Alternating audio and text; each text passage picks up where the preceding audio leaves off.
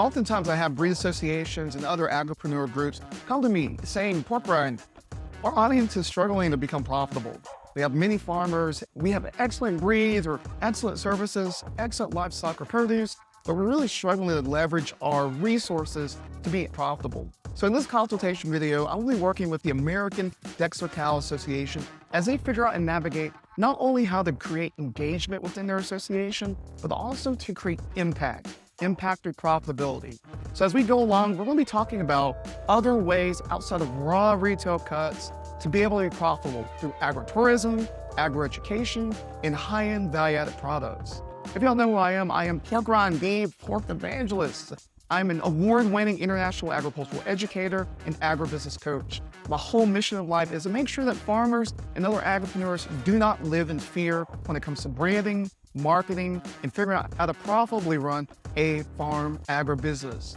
So if you're interested in anything like that, if you're a part of an association or a leader in an association, definitely check out this video. I hope it's an inspiration to you. Stay tuned.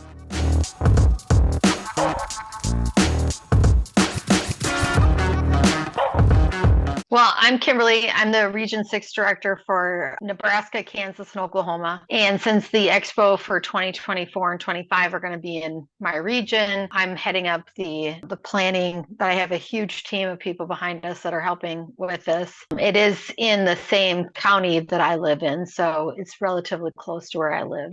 And I've had Dexter cattle since 2015. I don't know if that's relevant. Thanks, Kimberly. So I'm Carol Narosky. I'm the secretary for the American Dexter Cattle, and I've been doing this since 2017. I do all the record keeping and communications. So I'm on board to help Kimberly with the expo because I've helped with several of them now. So I don't know everything, but I'm here to help. And I've had Dexter cattle since 2007, if it's relevant. Sweet. Well, it's nice to see you again, Kimberly, and I don't think I've met you, Carol. So I'll do just a quick introduction. My name's Rhyne, R-H-Y-N-E.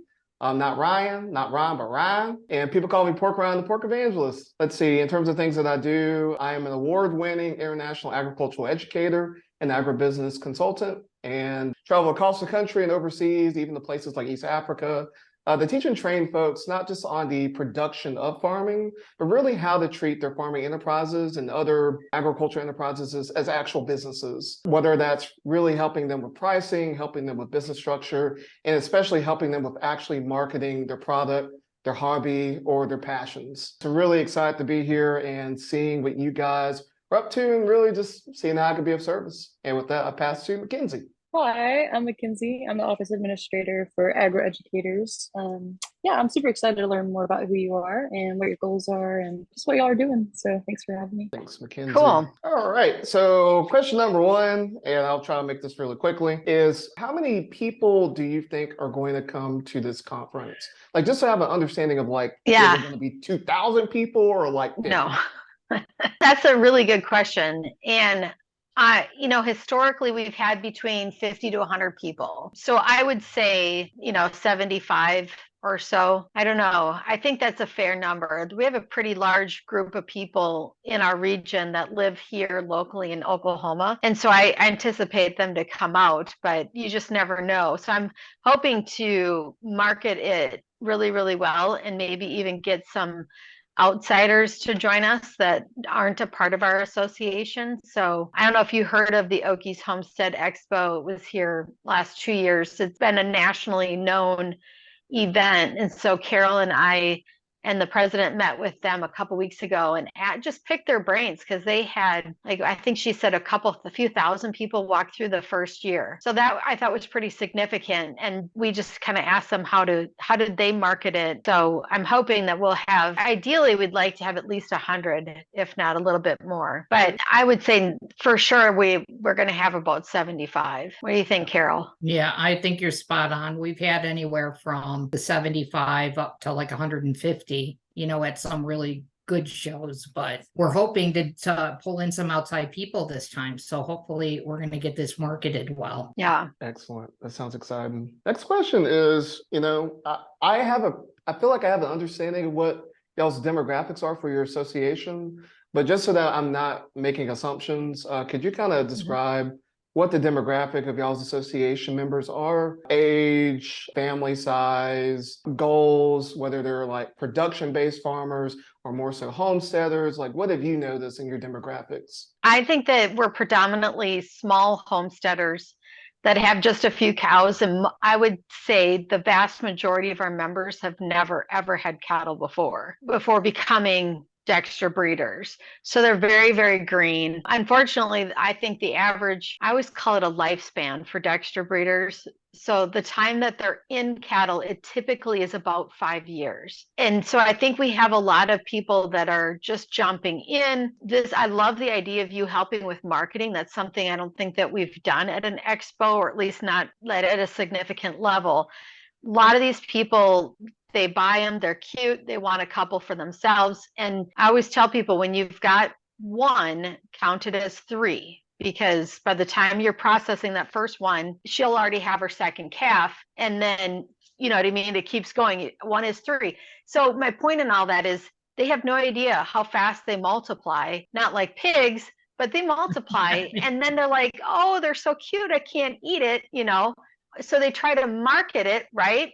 And like, how can I sell this beef? That's our biggest question, and has been for years. How can the ADCA help us market our beef? And so I think it would be huge to teach them how to market their farm, themselves, their animals. Demographics, I think that they say that the average, or at least this is what I've been told, most Dexter breeders get into it when they're kind of getting in near retirement. But I think because of this new age food movement, there's been a lot of young families that have joined us. So the demographics, you're going to have some varieties. We're trying to focus on the kids this year at our expo, so that we can create a fun environment for them. Because if the kids want to come and are excited to come, then the parents will join. So your focus isn't going to be on the kids, obviously, but we'll have hopefully some sort of youth director or somebody that can help make activities for those kids, and we'll market to them to get them to come.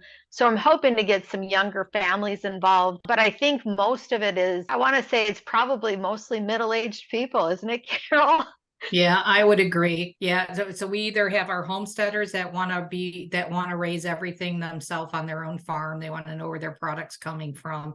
Or we get the retirees who have had the larger cattle before and they want to downsize, and Dexter's fit that program for them at a retirement age because they're easier to handle. But yeah, lots of homesteaders. I think like Mother Earth News is a big draw for us, because when they have their festivals, I mean, people are definitely interested in Dexter cattle there, because just the idea of being able to raise their own product. And I agree with Kimberly that a lot of people want the ADCA to market for them, but we can't do that as an association because we span the whole United States. Everybody raises their product differently. Some people are 100% grass-fed.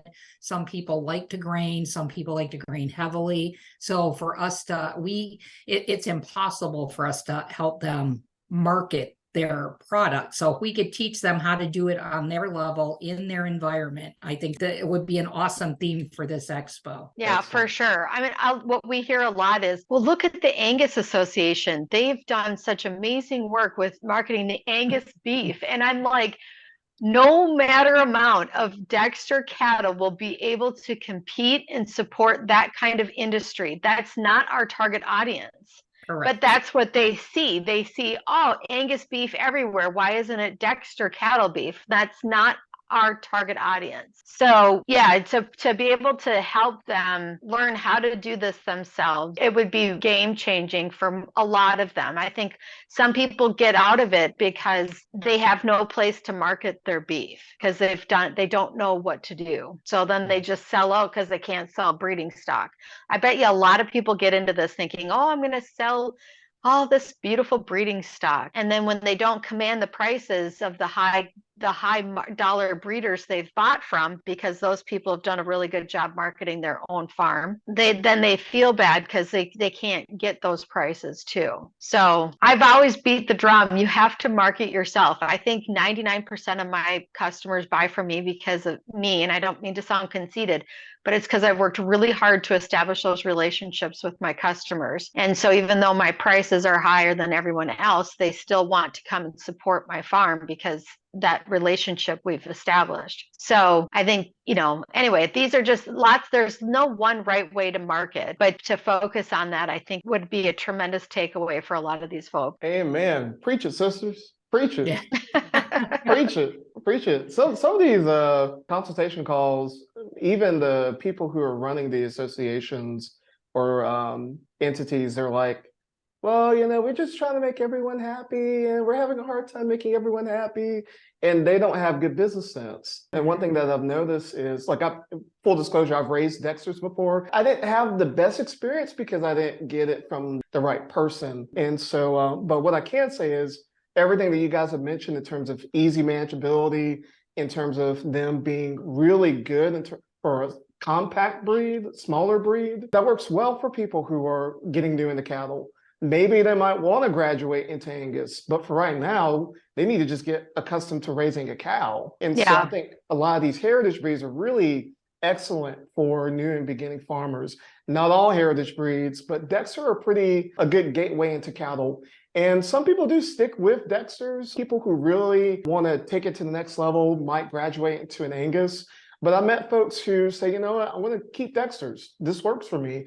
And I know how to market it well, just like you had talked about, Kimberly. So I guess my next question is, like, outside of the marketing, branding stuff for like individual farmers, are there any other challenges that you've noticed your association membership facing when it comes to raising these breeds of cattle? I don't know. I mean, I think the associations, I don't want to talk badly of it, but I think we struggle with member retention and keeping members going year after year. And I don't think that's our fault per se, but I think there's just a really high turnover rate.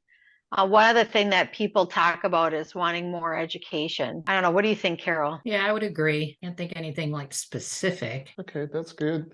And I guess for y'all, with them facing these challenges, is there any kind of concerns that you guys have from a association standpoint, from a management standpoint, with them leaving, with them not being profitable? How does that affect y'all as an association and as a board? Well, obviously, I mean, we won't be an association without our membership. I mean, that's how we stay afloat. And so, without their registrations, without them valuing that certificate that comes with their animal, right? And so without it, we just wouldn't be able to stay afloat financially. So I don't know. I mean, some way, somehow we have to find a better way of reaching out to our members and, I don't know. I guess I'm not sure how to answer that.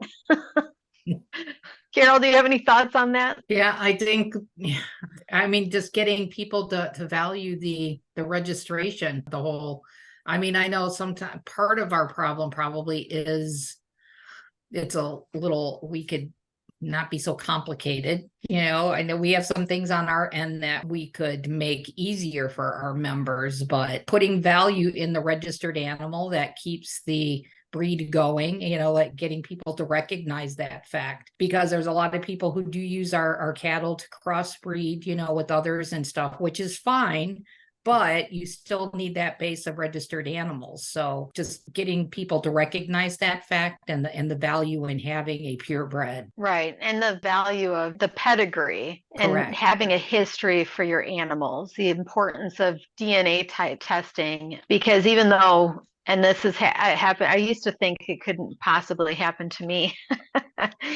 But even though I have a very small herd, I have had heifers jump the fence and get bred by my bull over on the north instead of the bull she was with. And so, there's that, the value of that registry isn't just a piece of paper. It's that history of that animal's DNA and where it comes from. So ask me that question again. I got off track. So the question was, given some of the challenges that you had mentioned earlier that your association members are facing, how does that impact the association and the board? Okay. So the challenge, I'm going back to them being able to market their animals. So I guess if they're successful marketing their beef, marketing their breed, and establishing those relationships with buyers and crossing those bridges, then they're going to be more inclined to stay as members, continuing to do this business to continuing to then register animals and support our association and to continue to be members. Does that answer your question? Bingo. Sorry, it took me a Bingo. bit. Ding, ding, ding, ding, ding. Bingo. Okay. You win a prize. Yeah, Kimberly, and I've said this because I know I did an interview with you a couple of years ago, and I'll say it again. Like, I love the way that you think. You're definitely business minded. And one thing that I've shared with a lot of associations, especially when it comes to like the heritage breed groups, is the best way to retain members is to actually be of value. So sometimes it's like, yeah, we just got to market our value. But oftentimes it's like, no, are you actually bringing value to your association members? Or are you simply just collecting registration fees? And that's really it. Like, if that's it, not saying that specifically to y'all, but to any association I'll be talking about, if all you're doing is collecting registration fees and you're not really providing that education like they're asking for, they want to learn, how do I sell beef? How do I sell this animal? They want to learn, how can I be a better breeder? How can I be a better cattleman, right? And so just being minded of like, how do I create more value, even free value, right? This is like, like there's this debate about, well, we should put paywalls and people should pay for stuff before we get value. And I think as an association, you should be giving a lot of free content, a lot of free value. And that helps build trust and rapport. And then when you're able to make an ask, like, hey, we're having a conference, it's going to cost a couple $100. After a couple of years of being with y'all and they've seen so much value that you've given to them for free, they're like, oh, yeah, I want to dig deeper. I trust these people. Even with like my logo for Agroeducators, I followed a graphic designer team for maybe 2 years. And then I was like, you know what? It's time to do a new brand, time to, figure out a logo. I had already made my brand. I personally made my branding for Pork Rhyne, but I didn't want to go do that with this new brand. I wanted something more professionally done. And so I had followed them for 2 years. They were just giving free content and information out. And I said, you know what? I really like what they've done. So yeah, sure. I didn't need them immediately, but I need them now. And I know exactly who to look for. And so I want you guys to have that same approach when it comes to y'all's association. Does that sound fair? Does that sound good?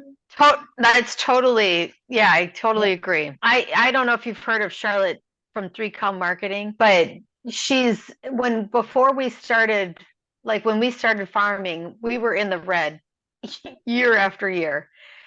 And then my husband says, I think you need to get rid of the goats because they're just not making us any. Or no, he said, I think you need to get rid of the goats because they were annoying him. And I said, if I can make the goats make us money, I want to keep them. And he's like, okay, like you're not going to be able to get them to make money. I'm like, challenge accepted. So I found Charlotte and now she does all podcasts, but she used to have everything in writing. You could sign up for these free marketing classes. And I signed up and there was tons and tons of free marketing classes. I signed up for a lot. I spent that full year just every day taking a marketing class from her. And when she has other like higher level marketing classes, $500, $600, $700. I'm sure they're now like thousands of dollars. It's insane. But I took all those classes in that first year. We weren't in the red. We actually had profit. Were in the green or the black by 20,000 just doing her free classes. Would I sign up for one of her 5, 6, even a $2,000 class? Absolutely, because she poured into me over and over and over again for free without even knowing it. She gave out that knowledge for free and built that rapport with me that, I owe a lot to her for everything that she's done. So I've always marketed her. When I tell people about how do you make a profit, check out Charlotte. She's got excellent resources. So I totally agree that we need to do more to build that rapport with our members and pour education into them. And, even just like free swag and some other things that they're excited to be a part of our association. Don't be stingy with the t-shirts, give them out for free. They're walking, living, breathing billboards. So no, I totally agree with you on that. And there's a balance between, give free value, but also we are an organization that has bills. So how do we balance the difference between giving about a lot of free content and still making sure that the organization's not going to hemorrhage any money? right? And from what I understand, like the last time I talked to y'all, and just seeing how y'all act, y'all are one of the, I'm going, Pork Rhyne, I'm going to say it right now, right here. Y'all are one of the best breed associations I've ever met or interacted with, especially amongst the heritage breed associations. Y'all are in like the top 5. Y'all might even be on the thank top. you. I don't know. I don't want to put you up there just yet. We're going to find out though. But Well, thank you. I appreciate that. But yeah, y'all run a good ship. So, hey, I want you guys to be reminded that you are already doing a good job, right? And really, it's not like the chaotic dysfunction that a lot of these associations have amongst their members and especially amongst their board. I think whatever scrimmages you guys have are very minor compared to what I have experienced dealing and consulting with other associations. So pat yourself on the back, give praise to God or whatever. Like, y'all are doing a good job. So really, this is about just tweaking things a little bit. So now that I've kind of asked the questions, one thing that I want to kind of go into is a little bit of the numbers in terms of the actual value of a Dexter cattle. Does that make sense? And then from there, I can kind of gauge whether or not we should continue having a conversation about me coming. And then like, if I did show up, what kind of approach should we take? So, you know, just from, I guess I'll use your numbers, Kimberly, if that's okay with you. Sure. You're doing a lot of beef.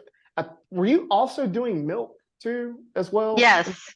Okay, cool. Yep. Gotcha. Yeah. So say Dexter steer ready to go, and you get the hanging weight. What is the amount of poundage of beef that you're going to get back per cow on average? Okay, so the average steer weighs 700 pounds and hanging weight is about 60%. So that's 420, that's a hot carcass. And then you get about 60% of that. So that's 252. So I usually tell people from one animal, you're getting about 250 pounds of beef to put in your freezer. And is that also including bones and stuff like that too?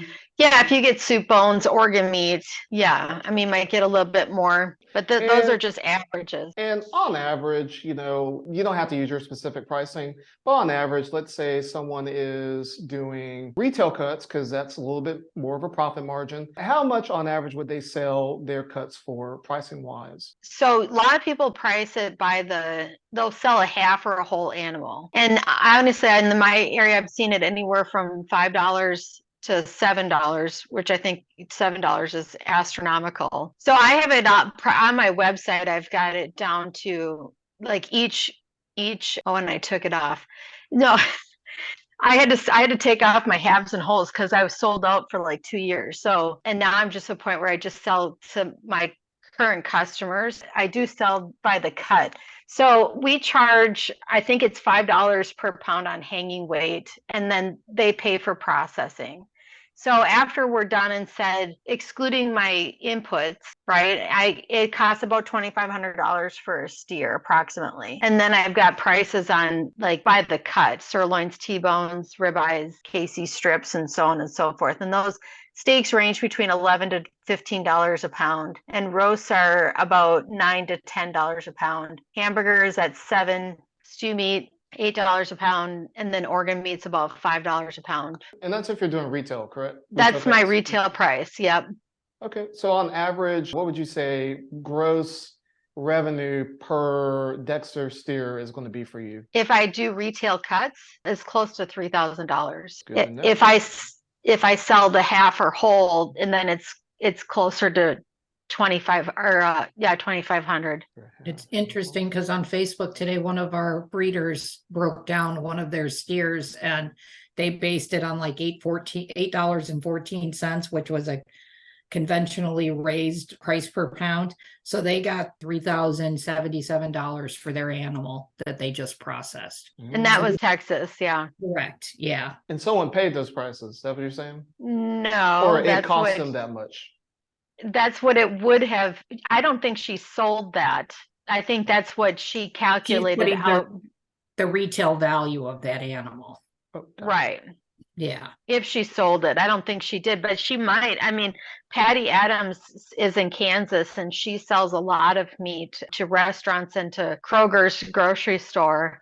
She gets probably that price. Right. Well, let's use the numbers for Olsen Hass, which you said 2,500.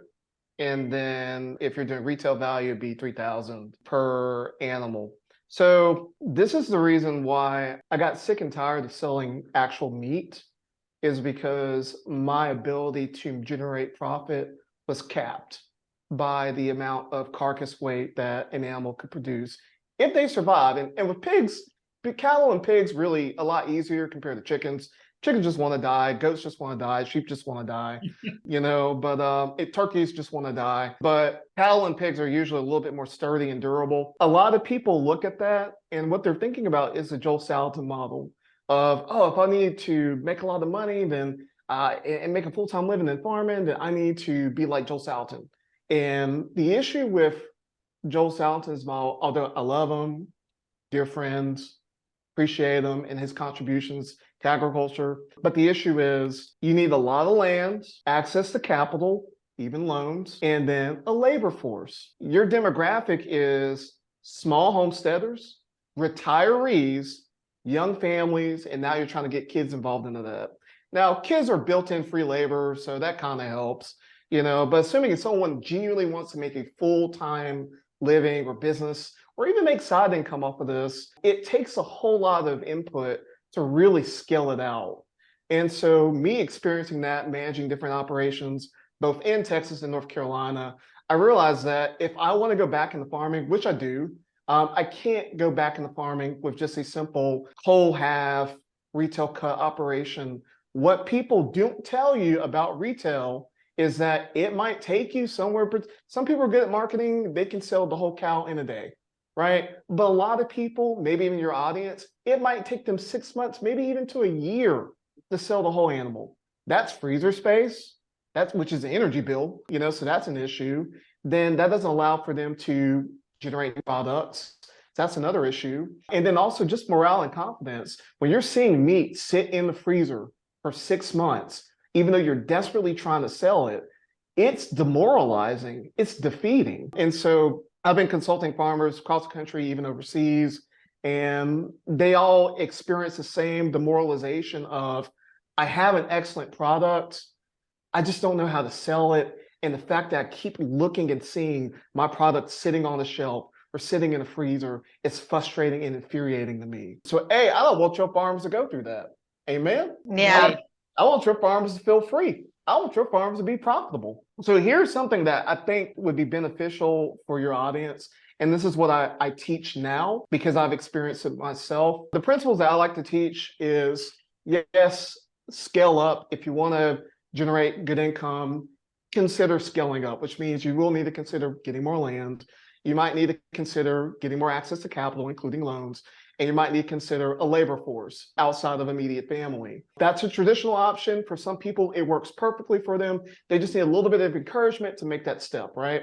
But what I've noticed for a lot of people, especially the smaller homesteading crowd, small new and beginning farmer crowd, and this new generation of people who are actually fascinated and interested in social media, is that instead of doing the traditional route, which is scale big or go home, why not do the route of doing agritourism, which is how do I create memorable experiences on my farm property so good that people want to come back again and again and bring their family and friends? Agroeducation, how do I teach life transformative skills? That way my audience can bring it back to their farm or their homestead and then practice it for generations after generations after generations. And also high-end value-added products.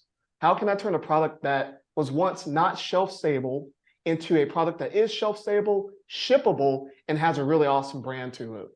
So before I go into kind of explaining what the profitability might look like for a person who's raising Dexters, I want to just ask, does that even sound appealing to y'all? Is that... Absolutely. I love it. I do that all the time. We have farm tours. I get people that bring people back for farm tours, and I haven't done it yet, and we only half jokingly talk about it because I'm mostly serious about having a farm experience, a weekend where somebody comes and stays at an Airbnb and lives the life of a farmer. I'm like, let's Yep. get them in those tractors. Let's get their kids collecting chicken eggs in the morning. Let's get them harvesting their fruits and vegetables for their meal that day. I'm like, people would love it. And my aunt, her and her husband, they are golf professionals, PGA tours all the time. They are down in Florida, and they are as hoity-toity as they can get. If it rains, don't put those people outside. They'll drown. Their noses are so high up in the air. I love them, but that's totally the way they are. Oh, Kimmy, your farm is just so cute. She loves it. But I've talked to her about this, and she's like, oh my gosh, I would bring my friends in droves because that would be awesome just to be able to, pretend to get their fingers dirty. I mean, or there's people that really do want to experience it and go, okay, teach me how to farm, teach me how to make my farm better. I think that is invaluable. I think that you're right, you're perfectly spot on for what these people would be benefiting from if they hear that you talk like this. I think it would help them tremendously, and then educate their friends, their family, their customers.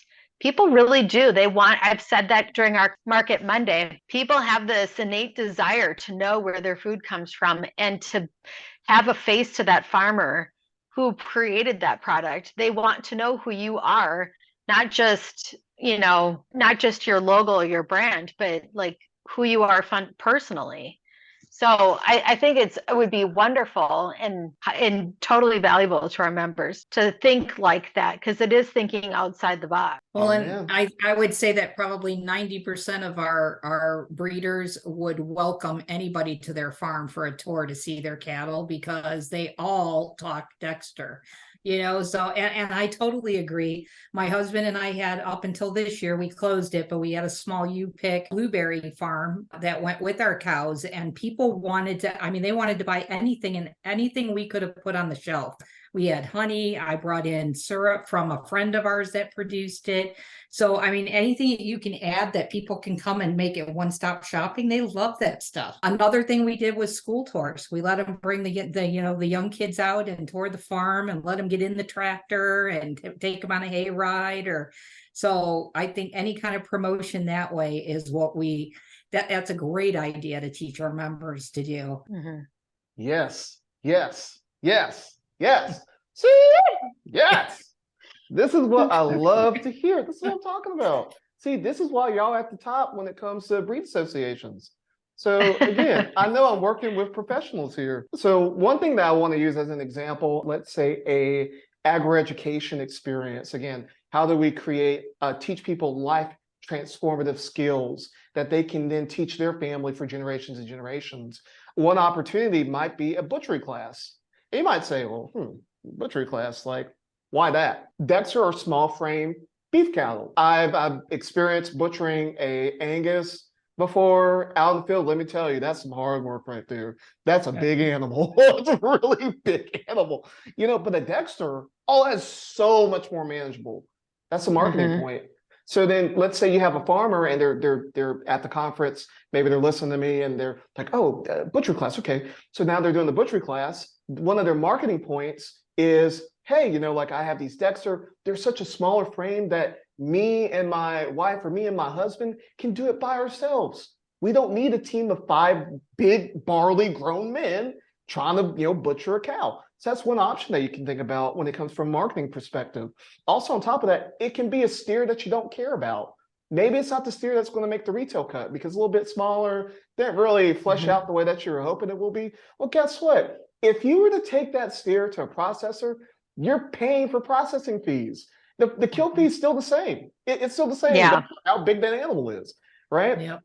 Everyone kill fees range. I've heard people say $50, all the way to 300, all the way to 500. And so being able to say, you know what, we don't have to waste money. We can flip it and turn it into an experience for other homesteaders, people who might be interested in raising cattle, not just Dexter cattle, because Dexter cattle are still, they're still a niche breed. Not everyone knows about a Dexter cattle. So sometimes like people niche down so much that they become irrelevant because it's too many questions like, what's a Dexter, versus like, hey, come to our beef processing class, right? Oh, okay, cool. I'm interested in beef. Might want to raise my own beef cow.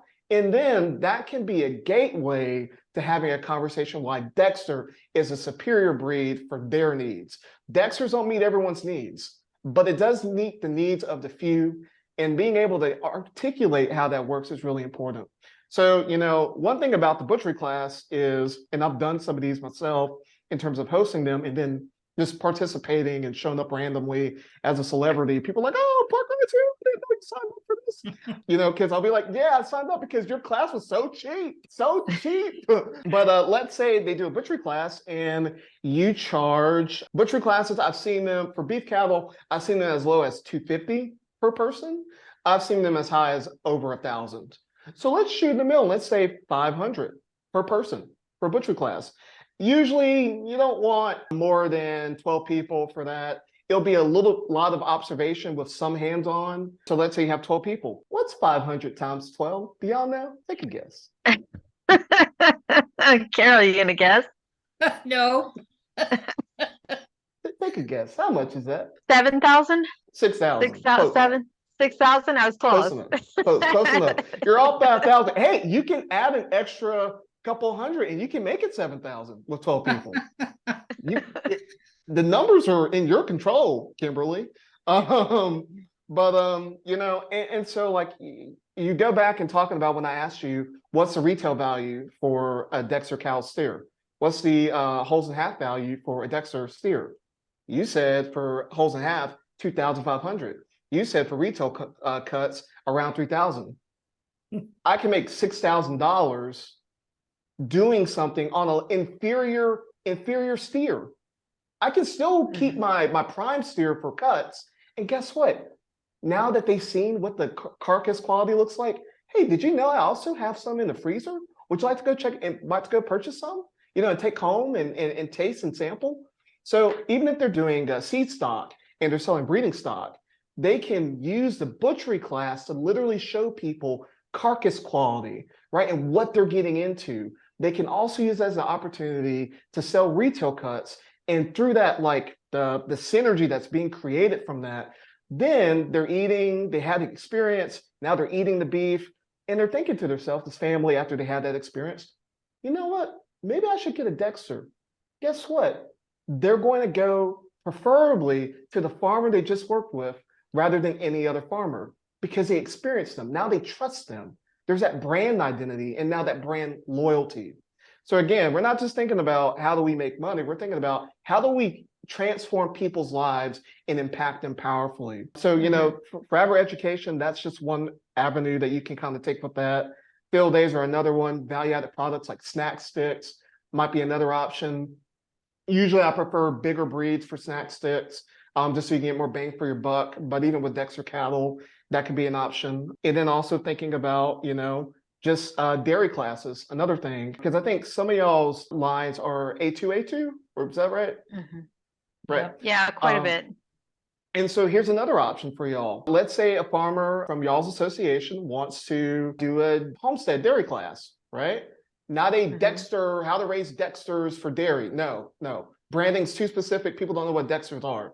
But, saying, how to raise your own Homestead cow for dairy or for milk. Cool, great. People come in not knowing what a Dexter is, and then they get exposed to a Dexter kind of by surprise. You want to create a little mystery in that.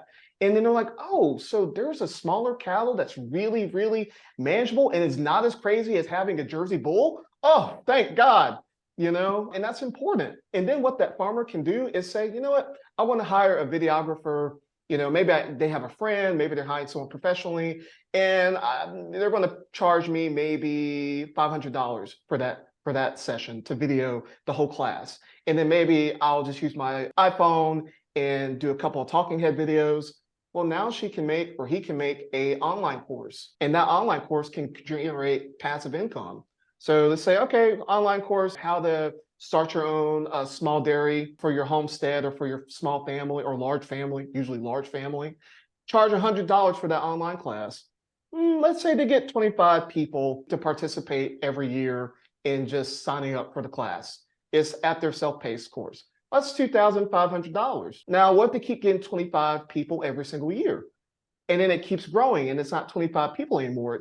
It goes up to 50, and it keeps building momentum because it's good content. So now from 50 to 100.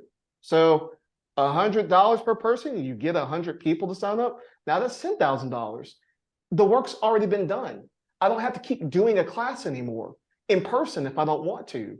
I'm already generating side income after just doing something once. So I want your audience to have the opportunity to understand that it's so much better to think smarter, not harder. And so having this like, oh, selling wholes and halves and retail cuts, that should definitely be a part of the operation, but it doesn't have to be the only thing. And that's why I want your audience to learn and experience. How's that sound? I love that. I absolutely love it. I love thinking outside the box. I do. I really do. I'll add to your butchering class. I know we've got a member who did that in our area. They did the butchering on site, but then they brought those people back for a cooking class and taught them how to cook all of the organ meat, you know, different recipes for that. So that was pretty smart. And I think they charged like $250 per person for the cooking class. And I recall they filled up fast. Yes. They sold tickets fast. I love that idea. Yeah, I think this is what our members need to be taught. Yep. Amen. Amen, sisters. Amen. All right. I love it. We've ran through some numbers. We've ran through some of the concerns. Again, one thing, because I take notes when I do this, one thing that stuck out to me was this quote, "How can I sell this beef?"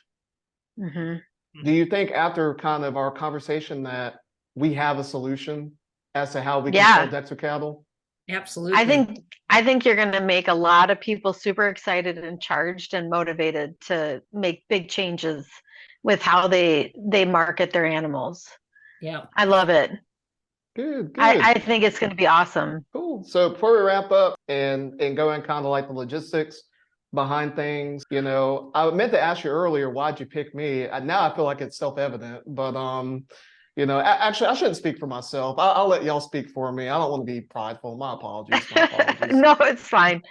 I picked you because one, you're relatable. You're really, really good at communicating with people and engaging, and you get them to feel comfortable about, you know, talking things through. I think you're very knowledgeable in what you're doing and what you've done. I think you have a lot to offer for homesteaders in general.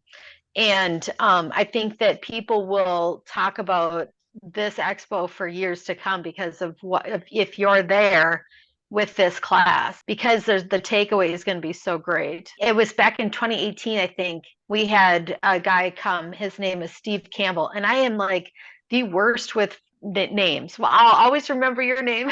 Everybody will, because it's so unique. But I never forgot Steve Campbell's name because I thought he did such a great job talking about cattle and linear assessment and other things. I learned a ton. And so when you can learn a lot and you get excited about going home, and like I did, I went home and evaluated the whirls and the thorough and other things that I learned that year. Your talk is going to get people excited to go home and to like hit the ground running with marketing their animals and arranging for, you know, things like this beef class or the butchering, and then having it, like she said, about talking about teaching how to cook it. These are just things that people haven't thought about, but are going to go, that's brilliant. And they're going to be excited to be able to go home and do this.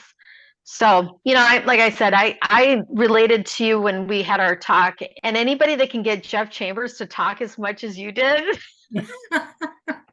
Amen. Has got talent. Yes. You don't realize it, but that man is really, really quiet and shy. He was furious that he had to do that interview because Jim Whale was supposed to do it with me. And at the last minute, Jim calls me and says, "Kimberly, I can't do it. I'm sorry. Get Jeff." Jeff was livid. The beginning of that meeting, he was red because he was mad. And at the end, he was like, "This was awesome." I was like, that man's got talent. So that's why you were chosen. You've got skills. Am I wrong, Carol? No, you're not. You're spot on. Man, after that interview, I swear that dude was like my best friend. I know. Yes, yes, it was pretty awesome. So I'm excited. I hope we can make this work out.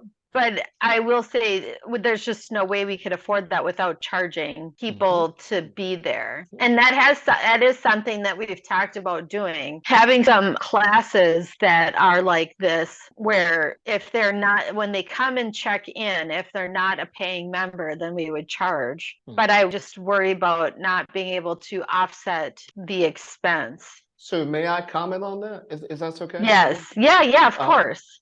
And so I say this as someone who consults like farming events. So like, Okay. I want to help out a little bit with that. If y'all don't charge anything, you're not showing value. So you can do a discount for members.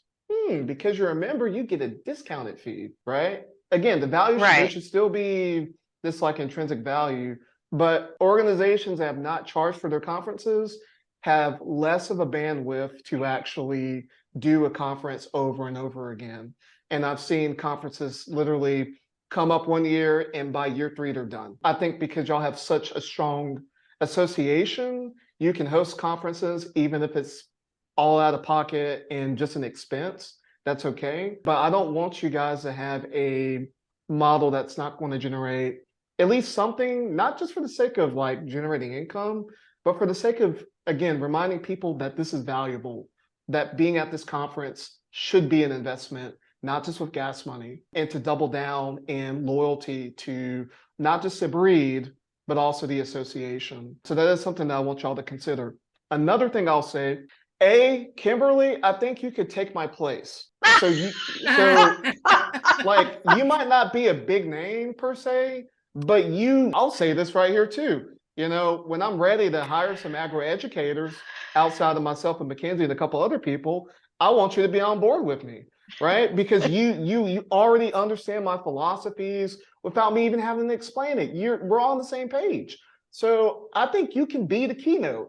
Do you believe you can be the keynote? No. Okay, well, hey, I can coach you in that. That won't be a problem. We'll get that fixed within a year, so I won't even worry about that. We're going to get you prepared, all right, Kimberly? We're going to get you prepared. Right. She But you has can done totally do it. seminars before. She Yeah, has done she's baking, and she did an awesome job at it. I will tell you that. Yeah, proof Where's of that concept. mute button? Proof of concept. Even Carol's like, oh yeah, Kimberly's awesome. So here's the deal, Kimberly. I want you to keynote this upcoming conference. No ifs, ands, or buts, no excuses, unless a family member dies or your cows escape, right? No Who do I excuses. have to kill? I want you to keynote this event. What I would like to offer instead of showing up at an event is I think that I can have the most impact for y'all by doing an online mastermind with y'all as an association, where we can get on either monthly and not the board, I mean all of your members, where we can get on monthly and we can go over some of these principles that I've been talking about, plus more. Like there's a whole bunch of other things that we just didn't have time for me to share with y'all, but I teach a whole lot more than just what we talked about today. And so I would love to give that to your audience. I think doing it that way would be more accessible for people. Yes. I think they'll have an opportunity. So then they'll want to buy into the conference, right? So you should be charging for, like, when I'll give the price for the mastermind, but like the doing the mastermind, you should charge $50 for a mastermind that might last a year, maybe 12 sessions. It could be one a month. It can be 12 sessions within 3 months, whatever, we can figure that out. But I think that you charging them would, again, remind them, this is an investment. I don't believe in creating more Walmart buyers. No, we're done with that. That's what keeps people poor, right? Because then they have that Walmart mentality and they start taking things for granted, even themselves. And then they start getting resentful at their customers. But I asked them, are you even doing anything to serve your customers? Who told you that they wanted Dexter cattle? Who told you that they wanted a smaller frame carcass? Who told you any of that? Did anyone say they were interested in it? And oftentimes the answer is no. I didn't do my research. No, I just assumed. No, this was just a hobby and I just want to feed my hobby. I'm not here to feed people's hobbies. I'm here to call people to be leaders. I'm here to call people to be servants. And those who are able to lead and serve well are the ones who take the cake. They're the ones who are able to make the most profit. So that's what I'm here for. I think having that online component would be easy for access to everybody. That's another revenue stream for y'all, and it will help offset the cost of me leading it for y'all. And then also, I think it just creates that community of people who are going to take this stuff seriously, right? Now they're all meeting online, they're taking it seriously. And then after I'm gone, y'all can continue on with the mastermind for however long as you want, unless you want me to do it again next year. And by all means, I'd love to be paid for that too. So just real quickly, how does that idea sound? Does that sound a little bit more appealing? Yeah, I love that idea. What do you think, Carol? I like that idea a lot. So, I mean, when you're talking 12 sessions, is that like a once a month type deal? Or, I mean, because it would be continuing education is what I feel like it would be. Yeah. It would be something that we would be offering everybody, because that's always a pet peeve with the expo too. It's only certain people go to the expo to see, you know, the keynote or what's going on. This is something that anybody could log into and partake in then. Yep. At a fee. I do like the idea of charging a fee for it also. We would love that. Yeah, of course. Cool. Perfect. Any marketing, it would be good marketing. Right. Cool. And I only work with brands I actually like. That's the important part. Again, I'm not here for your money. I don't need y'all, but I love y'all. Wow. And that's the difference. I love what you guys are doing. I love what you guys stand behind. I love the passion and the drive. And again, there's not civil wars happening in your association like I see in all the other ones. For y'all, it's just, we just need to fine tune a couple things here and there and we'll blast off. And I really believe that's for y'all. Excellent. I love that idea. Yeah. I think we could totally pitch that and get that done. I really do. The online mastermind marketing monthly classes. I was just doing some quick math. So if we charge $50 a person, and even just had 16 people or 17 people participate, it would pay for the class each month. That's not bad. I think that's totally doable. Yeah, sure is. You're so smart, Kimberly. Right. You're so smart. 17 people. But I believe there'll be more than that. Speaking. Oh, for sure there will. But Kimberly, look at me, girl. No. Look at me. Look at me. I need you to be the keynote. I need you to be the keynote. All right? Can you do it for me? No. I'm not going to answer that question because I know you can do it. That's not the problem. The problem is, will you do it? Not out of you. Listen to me. Listen to me. Listen to me, Kimberly. Don't put your pride in front of this or your fear in front of this. Put the fact that, man, this association has been so great to me. How can I give back in a unique way, given my unique skills and opportunities, so that way other people can experience not just the magic of the breed, but also the profitability that allows for them to stay on the farm for longer and have less financial stress and worry. How can I inspire other people to do the same? That's what I want you to think about as a keynote speaker. That's what separates keynote speakers from amateurs. That's what separates amateurs from award-winning educators. So I believe that you are already an award-winning educator. People just haven't given you an award for it yet. So you got to up them skills, but I could arrange that. Stop it. Yes! Do it, Carol. Do it. Is it hot in here? No, I'm probably hotter than you, but you're looking hotter than me, and I don't have no AC on right now. So, oh my gosh. You know. Whew. All right, Okay. How are we feeling? Quick feelings check-in. How you feeling, Kimberly? Good. But I am excited that we have an alternative because I think that will reach more of our members and more people in general. It'll do more to market our association and Dexter's to have that mastermind monthly class than doing a one-time event keynote speaker thing. So I appreciate the alternative, probably even better option to get more people. So. And how are you feeling, Carol? I think we could do well with that if we get our, with the marketing, if we do a good job at that. I mean, we have potential. I mean, not everybody's going to get on board. We all know that. But the ones that want to, I mean, we have 1,200 members right now. So we have a big pool, So I'm hoping for more than 17 a month to sign up for that. That would be awesome. Perfect. Yeah. Well, we're going to wrap it up. But okay. I just want to say that I believe in y'all. So I just need y'all to believe in yourself. That's really it. And B, I appreciate y'all reaching out, and that just affirms that I'm on the right track. What's his name at the interview? What was his name? Jeff. Jeff. He was like, all right, Pork Rhyne is going to be our keynote for, I think, 2022. And then that fell through. I Oh, know. He God. resigned. He left us. You know, but hey, I'm back. I'm Right. back. Okay, So yeah. let's make some money and let's change some lives. Let's make it work. Yeah. Okay. Amen. Thank you so much for taking your Yep, time to thank you.